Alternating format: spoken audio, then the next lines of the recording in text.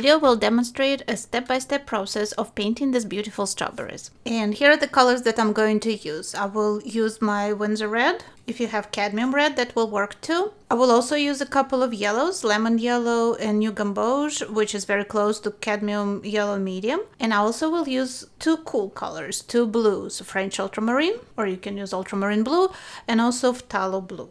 To transfer my strawberries onto my watercolor paper, I can obviously just draw them, but it will create a lot of pencil lines. So I think the easiest and also the least messy way, let's say, to transfer the drawing will be to rub some charcoal on the backside of your printout. I printed them to the correct size. I rubbed the charcoal on the backside, and now I am going to transfer the drawing onto my watercolor paper. I'm using 300-pound paper, 640 grams, just because the colors look more saturated on it. If you have thinner paper, that's fine as well. So with my pencil, I'm just going to trace all the strawberries. I know it's not a complicated subject, but I know if I start trying to draw them, there will be just too many lines that they will then interfere with my watercolor. And you probably know that once you put watercolor wash on top of pencil, you will not be able to erase that pencil without damaging the paint layer. So before you start painting, it's always a good idea to either lightly lift excessive graphite, or sometimes I use watercolor or water-soluble pencils like Derwent Intense, and you just incorporate them into your painting. That's another way to go. While I'm transferring the drawing, I want to draw your attention to a very important fact that if we jump in and start painting the strawberries, starting with the local color, with that bright red, that will get us in trouble later. If you look carefully at the reference photo that you see on the screen right now, you will see that the lightest area on the strawberry are the seeds where the light hits them, because they're kind of yellow color and they're lighter than the strawberry itself. I'm not talking about highlights right now. We will add those later. As you know, we always paint watercolor from light to dark. Well, not always, but usually. So we need to find the lightest areas on our subject, and those lighter areas will be inside those little indentations where the seeds are.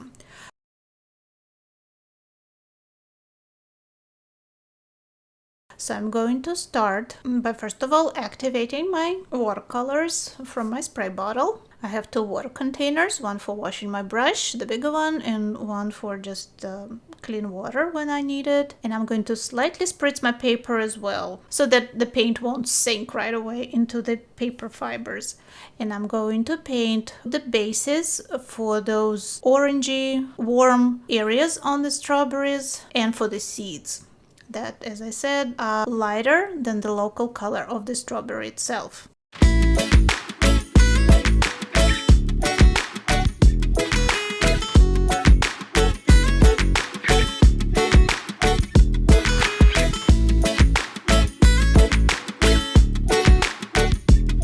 Basically, I can cover almost the whole painting with a yellow underlay, because that will make my reds even warmer. I'm going to use lemon yellow in the back just for variety, and also it's a little cooler than new Gamboge. And I'm going to kind of fade it off with some clean water just to have a soft edge. We can even use a little splattering just to create kind of very painterly, blurry background that looks so well with watercolor.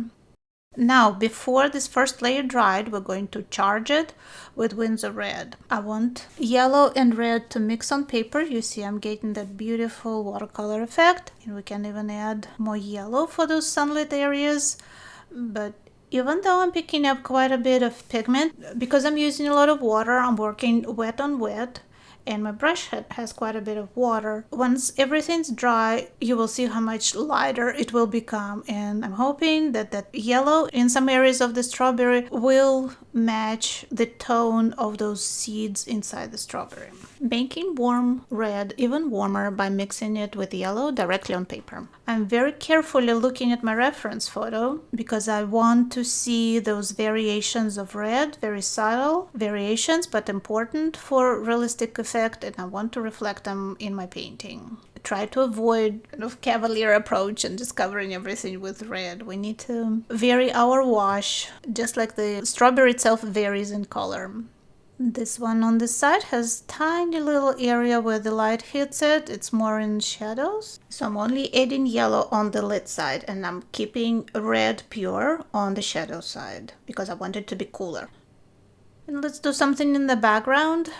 A couple more strawberries there that are not in focus. They're kind of blurry, but let's paint them just for composition without too many details. And I'm going to soften that outside edge because that strawberry is far away and the edge is not sharp. Okay, now we're going to paint the shadow portions of the strawberries. I'm picking up some French ultramarine and I'm mixing it with Winsor red to create this nice purple color that has a lot of red in it, closer to maroon. And again, I'm carefully looking at my reference, still working wet on wet, nothing dried yet. And I'm painting the shadow shapes on the strawberries and also cast shadows in between them.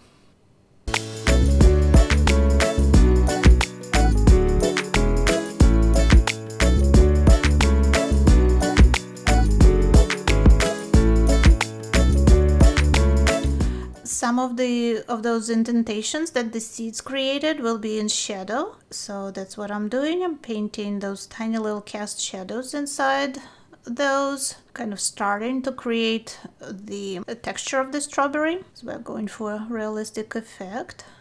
And I only left a little bit of white paper untouched in the background because those highlights on the strawberries, I'm going to create them with white gouache. You can mask those with your liquid Frisket before you start painting if you want, but I think white gouache is just easier to use, especially for beginners, and it can be added at the very end of the painting process. Let's create some texture on this strawberry as well. That's the one that's more in shadow. And right now the painting looks very kind of soft and blurry, but that's what we want, right, in watercolor. It's very easy to get sharp edges once everything's dry, but if you start that way, your painting might look too tight, too controlled, what we call dry. So we want that softness and colors flowing and mixing together in the beginning, and then at the end we will add just a few hard edges that will bring everything together and give our painting a finished look, but we don't want to do that from the very beginning.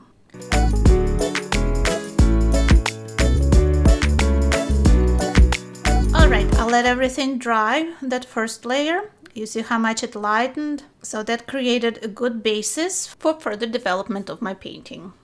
To paint green leaves on the strawberries, I'm not going to use any additional pigments. I already selected 2 blues and 2 yellows, and I very easily can mix my greens from those. We'll start with Ultramarine Blue and Lemon Yellow for the areas that are in light, and then a mixture of Ultramarine Blue and New Gamboge will probably work pretty well for shadows on the leaves. And we don't have a lot of those in the painting, but still need some green.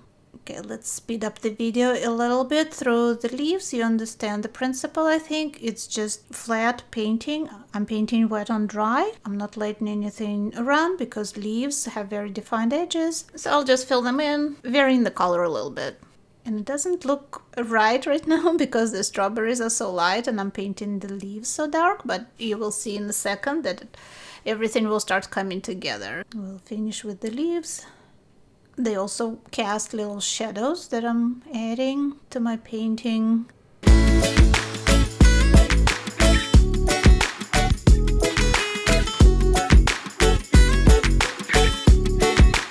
And there are some kind of blurry leaves in the back, much lighter. That's what I'm doing, adding those as well. Maybe a little splattering to just kind of give the painting some texture, show that there is something in the background that we can't quite see. Usually it looks pretty good when you use splattering. We can even spray it with a bit of water just to get all the colors run and mix. Okay, and now it is time to work on the details on our strawberries. The bad news is that we will have to paint a lot of seeds with a fine brush. Saturated Winsor red picked up directly from the well on the palette. But the good news is that we're not going to do it everywhere. We only need to paint details in the lit areas where the light hits that strawberry and we see all the details very clearly. And if you just do that and the rest will be a little more blurry, a little more runny and watercolory, you will get the realistic strawberry effect. Let's start working on the texture of the strawberries, and it can be fun too. So when you do it, just put on some nice music and enjoy the process. Don't rush through it. So let's start in the center. The light hits it kind of just slightly off center, so that's where I'm painting all the seeds. I started with a very thin number 4 liner brush, but I think number 8 will work better. Liner brush holds so little water, it was hard to control for me.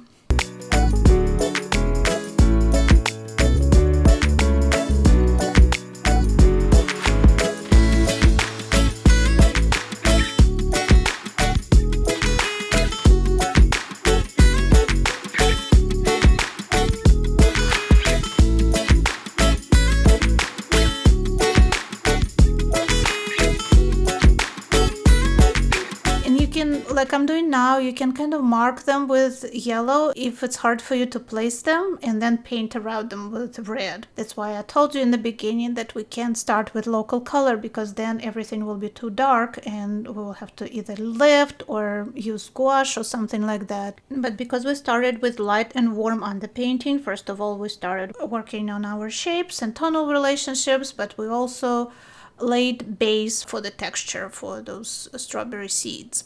And as you see, I am varying the amount of red and yellow pigment on my brush, and that creates that variation of tone that gives strawberry its three-dimensional appearance. So once I start moving to the side, I use pretty much pure red, and I'm also reducing the amount of detail, because in the shadow, human eye can't really distinguish too many details.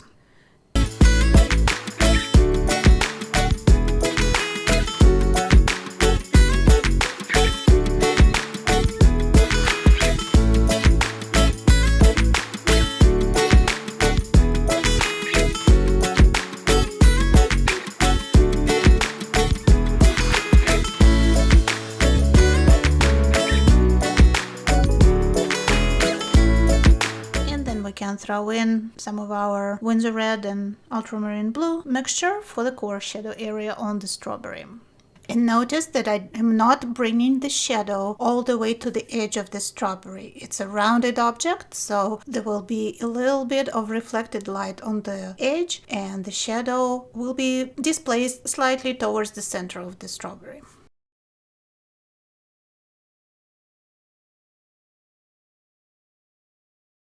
Okay, this one is done. It is missing the highlight, as you see, but we will add that last, like I said. Okay, let's work on the next one, and we will do pretty much the same thing. Paint around those seeds. So basically painting a bunch of circles or ovals, I guess I should say, around all those lighter areas. On this strawberry on the right hand side, because it's turned away from the light for the most part, except for the very top, you see I am varying the mixture between Winsor red and cooler mixture of red and ultramarine blue, because I am working more in the shadow and not in the light like I did on the first strawberry. But principle remains the same. So pure Winsor red is now my warm shade. To get the cooler mixture for the shadow side, I need to mix red with a little bit of blue, or with a lot of blue, depending on the depth of shadow. So this one doesn't need yellow mixture.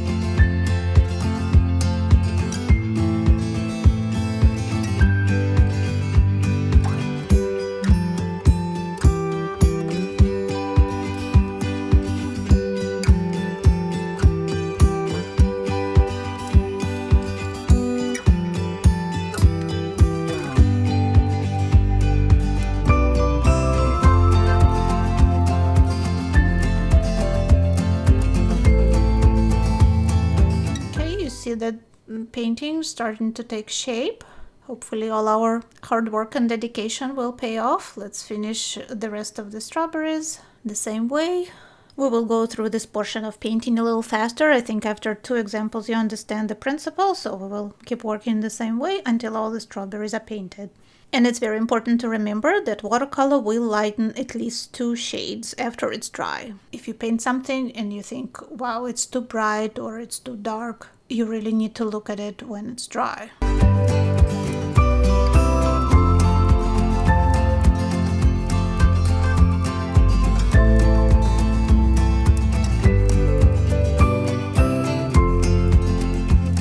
Okay, and the last one. Same thing going on, painting around the seeds, doing the same thing, adding blue to red to cool it off and adding yellow to it for warmer areas where the light hits the strawberry.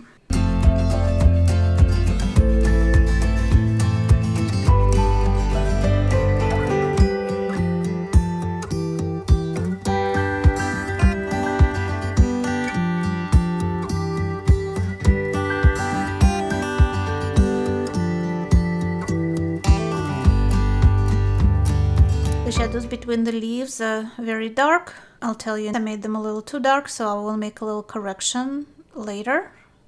You will see it in the video, which will be a good example to show you how to correct a watercolor. You don't have to start over if something came out too dark. You can almost always lift color, unless it's like super staining pigment. But we will try that in a minute. Here we go. I am using a stiff brush and clean water. That's why I needed clean water. And I'm picking up pigment with a clean paper towel. I over darkened those leaves. If you look at them, some of them are pretty light, but after I lift color, it's very important to let them dry before I touch them up again. I need to mention, for deepest shadows under the leaves and between the strawberries, I'm using Phtalo Blue because Ultramarine Blue just doesn't give me deep enough color for those dark areas. Alright, the last thing we need to do with our painting is add those highlights that we see so clearly on those nice shiny strawberries. I am using white artist gouache. The color is called titanium white, and I just need a tiny little amount that I squeezed out on my ceramic palette. I'm using a fine angled brush to get those tiny details in place, and I'm just going to carefully paint those highlights as I see them in the reference photo. I enlarged it for you so you can see as well. And my painting is pretty much dry, because if you put gouache on wet watercolor, it will just float and melt into the colors. So I waited a little bit for watercolor to dry, and now I'm painting the highlights. And I hope you'll agree that my painting is looking more and more realistic and three-dimensional.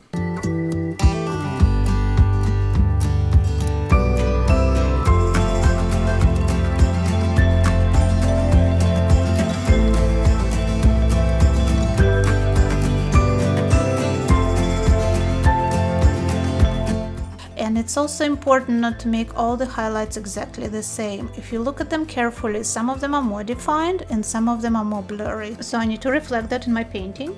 In some places I use gouache straight out of the tube in very thick consistency, and in other places I water it down just a little bit to make it semi-transparent. Okay, here is the finished painting. This was an example of using one warm shade of red to paint something and mixing other shades that we need for realistic three-dimensional painting by adding the colors that we already have on the palette, in this case some yellows and some blues. I hope this video was useful for you, and let me know in comments if you tried painting strawberries or something else red like this with a limited palette. Thank you so much for watching, and I hope to see you in the next video here on Tammy Rap Studios channel.